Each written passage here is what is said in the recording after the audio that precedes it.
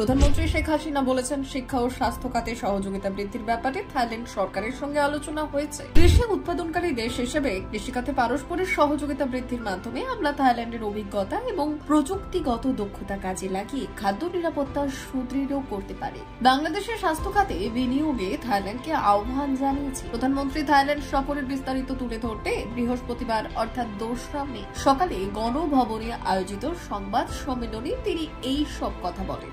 রোহিঙ্গা প্রত্যাবাসনের বিষয়েও থাইল্যান্ডের প্রধানমন্ত্রী শ্রেথাস থাবিনিসের সঙ্গে কথা হয়েছে বলে এই সময় উল্লেখ করেছেন শেখ হাসিনা। বলেছেন, গভর্নমেন্ট হাউসে আমি থাইল্যান্ডের প্রধানমন্ত্রী শ্রেথা থাবিসিনের সঙ্গে একান্ত বৈঠকে অংশগ্রহণ করি। মিয়ানমারের থেকে রিফিউজি হিসেবে আমাদের এখানে আশ্রয় নিয়েছে, তাদের প্রত্যাবর্তনের ক্ষেত্রে আমরা আলোচনা করেছি। মিয়ানমারের ওপর থাইল্যান্ডের একটা প্রভাব আছে, সেক্ষেত্রে থাইল্যান্ডের প্রধানমন্ত্রী বলেছেন তিনি এটা আরো গভীরভাবে দেখবেন। প্রত্যাবর্তনে যতটা সহযোগিতা দরকার সেটা তিনি করবেন, এই ব্যাপারে তিনি কথা দিয়েছেন। মিয়ানমারের এই বিষয়টি নিয়ে সবাই উদ্বিগ্ন।